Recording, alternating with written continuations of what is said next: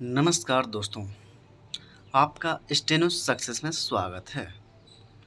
Dictation start होगा 80 word पर minute 5 second बाद। स्टार्ट।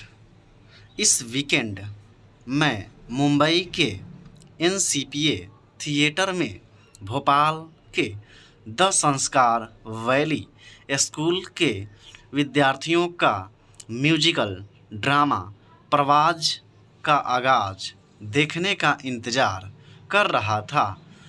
ऑडिटोरियम के अंदर के गेट खुलने का इंतज़ार करते हुए मैं चाय पी रहा था।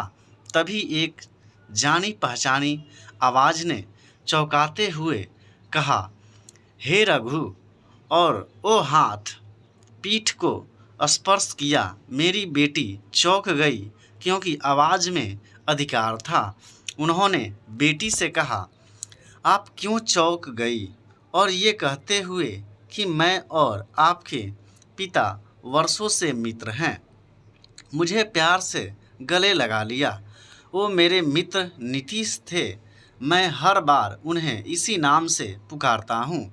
और जब मैं अपनी बेटी से उनका परिचय कराने की कोशिश कर रहा था, क्योंकि उनसे कभी नहीं मिली थी, तो कुछ पलों तक मुझे उनका सरनेम याद नहीं आया। मैं जानबूझकर खांसा और उस बीच दिमाग पर जोर डालते हुए सरनेम याद करने की कोशिश की। उस बीच नीतीश ने खुद ही परिचय दे दिया। आप सब पाठक उन्हें प्रसिद्ध सीरियल महाभारत से कृष्ण के रूप में जानते हैं।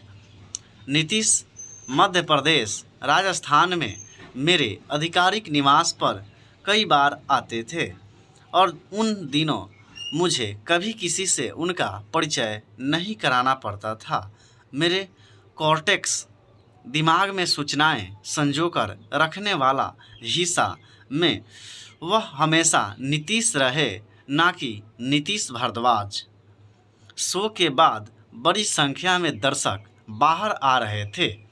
तभी मैंने एक शख्स को अपनी पत्नी से कहते सुना, मैं कंफ्यूज हूँ कि कार कहाँ खड़ी की है, गेट नंबर 1 या 2 के ऑपोजिट। तपाक से उनकी पत्नी बोली, मैं हमेशा कहती हूँ कि गाड़ी पार्क करो तो वहाँ की तस्वीर ले लो, पर तुम सुनते ही नहीं और इन दिनों ज़्यादा ही भूल रहे हो। इस वार्तालाप पर मुस्कुरा रही मेरी पत्नी ने शांति से मेरी ओर देखा और कहा कि मैं भी एक शख्स को जानती हूँ जो कभी कभी नाम भूल जाता है। उस शरारती हंसी से मैं सोच में पड़ गया। मैं समझता हूँ कि बुढ़ापे में ये सब परेशानियाँ स्वाभाविक हैं, पर अक्सर भूलना और चीज़ें धुंधली होना पहले से तय नहीं होता। मैंने डॉक्टर मिथु एस्तोरोनी की किताब stress proof the ultimate guide to living a stress free life पढ़ी है, जिसमें दिमाग में सूचनाएं संजोकर रखने के कई तरीके हैं। एस्तोरोनी कहती हैं कि सचेत होकर मल्टीटास्किंग न करें, इससे भटकाव से बचेंगे और अटेंशन में भीड़ा भारी न करें। वह कहती हैं सूचनाओं को संजोकर रखने की क्षमता धीरे धीरे सिकुड़ रही है। कॉर्पोरेट दुनिया में हम में से ज़्यादातर लोग ईमेल में लिखी बात अगर 5 लाइन से ज़्यादा हो तो भूल जाते हैं।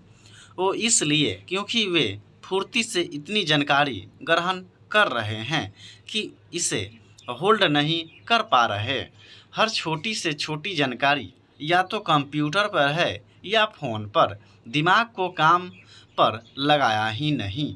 यह सिर्फ भूलने की बात नहीं है, ध्यान नहीं देना भी एक मुद्दा है।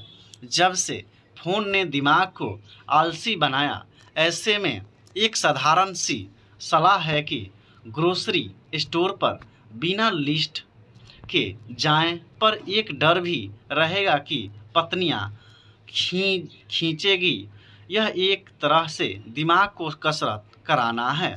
विशेषज्ञ सलाह देते हैं कि याददाश्त के लिए उपन्यास पढ़ना अच्छा अभ्यास है, खास तौर पर जब कई दिनों तक पढ़ें। बिंज वॉचिंग स्मृति के लिए खराब है। याद रखें, हमें महाभारत जैसा सीरियल हफ्ते में एक बार देखने की आदत थी, फिर उसकी कहानी 7 दिनों में दोहराने से याद रह जाती थी। दिमाग को भी लगातार अभ्यास की ज़रूरत है। फंडा यह है कि उन गैर जरूरी सूचनाओं को रेड सिग्नल दिखाना जो दिमाग में घालमेल या अव्यवस्था पैदा करती हैं। गैर जरूरी सूचनाओं का ट्रैफिक जितना कम होगा, याददाश्त उतनी अच्छी होगी। स्टॉप। तो मिलते हैं नेक्स्ट वीडियो में, तब तक के लिए जय हिंद, जय भारत। ऐसे ही वीडियो पाने के लिए चैनल को सब्सक्राइब करें, लाइक करें।